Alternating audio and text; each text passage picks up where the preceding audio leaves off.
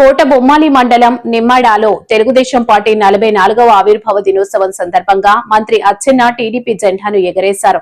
ఈ సందర్భంగా ఆయన మాట్లాడుతూ పార్టీ స్థాపన లక్ష్యాలను స్మరించుకుంటూ ప్రజాసేవే పరమావధిగా ముందుకు సాగాలని పిలుపునిచ్చారు. చాలా మంది రాజకీయాలు నడిపారు. అధికారంలో లేనప్పుడు ఆ గ్రామాలకు వెళ్లి మీకు పోర్టు వస్తే మీ భవిష్యత్తులన్నీ పోతాయి, మనందరం కలిసి పోర్టు రాకుండా చేద్దామని రాజకీయ పబ్బం గడుపుకున్నటువంటి నాయకులు కూడా మన జిల్లాలో మన ప్రాంతంలో ఉన్నారు, మనం చూశాం.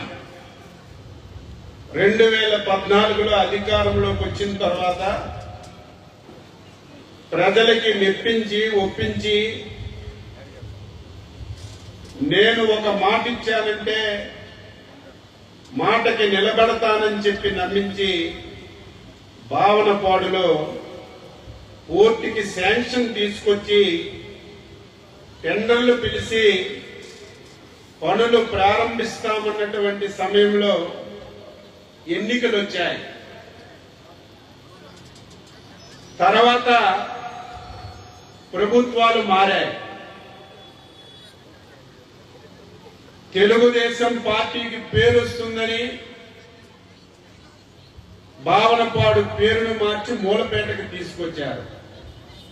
దానిని కూడా నేను వ్యతిరేకించను. ఎప్పుడు కూడా అభివృద్ధికి స్వాగతం పలుకుతున్నటువంటి వ్యక్తుల్లో కింజరాపు అచ్చెన్నాయుడు ప్రథముడని చెప్పి తెలియజేస్తున్నాను.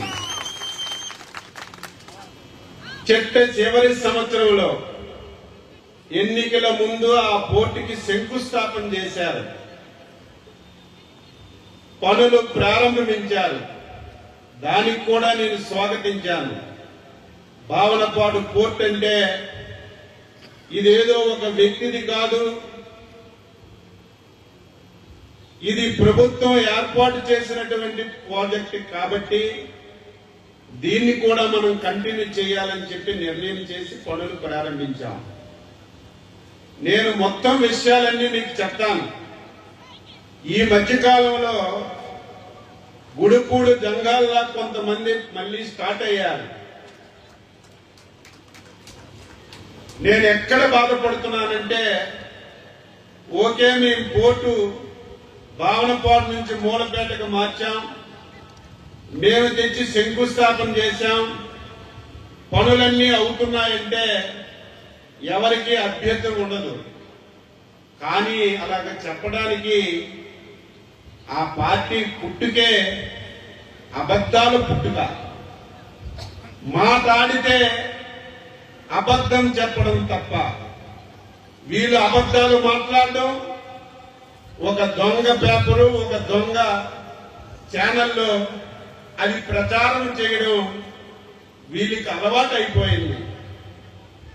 గతంలో తెలుగుదేశం పార్టీ ఒక పొరపాటు చేసింది.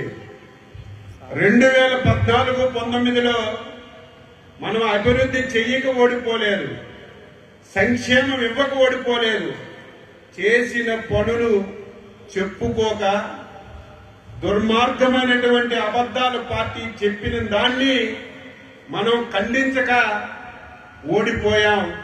ఈసారి ఆ ఛాన్స్ ఇవ్వమని చెప్పి ఈ సందర్భంగా తెలియజేస్తున్నాను.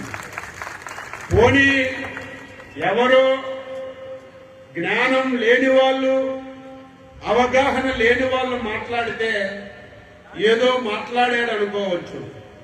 గతంలో ఈ జిల్లాని ఉద్ధరించామని చెప్పిన వాళ్ళు, చాలా సంవత్సరాల నుంచి రాజకీయాల్లో ఉన్న వాళ్ళు కూడా పచ్చి అబద్ధాలు మాట్లాడుతుంటే ఈరోజు దానికి ఆన్సర్ చేయవలసినటువంటి బాధ్యత నా మీద ఉంది. ఏంటి మాట్లాడుతున్నారు? జగన్మోహన్ రెడ్డి మూలపేట పోర్టుని 71% పూర్తి చేశాడు. అచ్చెన్నాయుడు వచ్చిన తర్వాత ఒక్క అడుగు కూడా ముందుకేయలేదు. ఇది అచ్చెన్నాయుడు అభివృద్ధిని అడ్డుకుంటున్నాడు. మేమందరం వెళ్ళి రేపు అక్కడ పొర్లుతాము, పొర్లు దండాలు పెడతామని చెప్పి ప్రకటన చేశారు. వెళ్ళమని చెప్తున్నాం. మీలాగా ఎక్కడికైనా తెలుగుదేశం పార్టీ వాళ్ళు వెళ్తామన్నా, ఒక పలకరింపు చేస్తామన్నా, ఏకోజామునే వచ్చి మాకు ఇంటికి తాళాలేసే పరిస్థితి లేదు. మీకు స్వేచ్ఛ ఉంది, వెళ్ళండి, కానీ వాస్తవాలు మాట్లాడండి. 70% వాళ్ళు పూర్తి చేశారట. ఈ 20 మాసాల్లో మనం ఒక్క కార్యక్రమము చేయలేదని నిస్సిగ్గుగా పచ్చి అబద్ధాలు మాట్లాడుతున్నారు. 2024 జూన్ 14వ తారీఖున మనందరి అభిమాన నాయకుడు చంద్రబాబు నాయుడు ముఖ్యమంత్రిగా బాధ్యతలు స్వీకరించిన నాటికి మూలపేట కోర్టు పరిస్థితి ఏంటి, 20 మాసాల్లో ప్రత్యేకమైన దృష్టి పెట్టి ఏ విధంగా మనం అభివృద్ధి చేశామో, అప్పుడు ఎంత శాతం అయిందో, ఇప్పుడు ఎంత శాతం అయిందో మనందరం వాళ్ళందరికీ ధీటుగా సమాధానం చెప్పాలి. వివరాలన్నీ మాట్లాడతాను. ఒక చిన్న వీడియో, వాళ్ళ అధికారం పోయినప్పటికి పోర్టు పరిస్థితి ఏంటి, ఈ 22 మాసాల్లో మనం ఎంత చేశామో మీరు ఆ వీడియో చూడండి.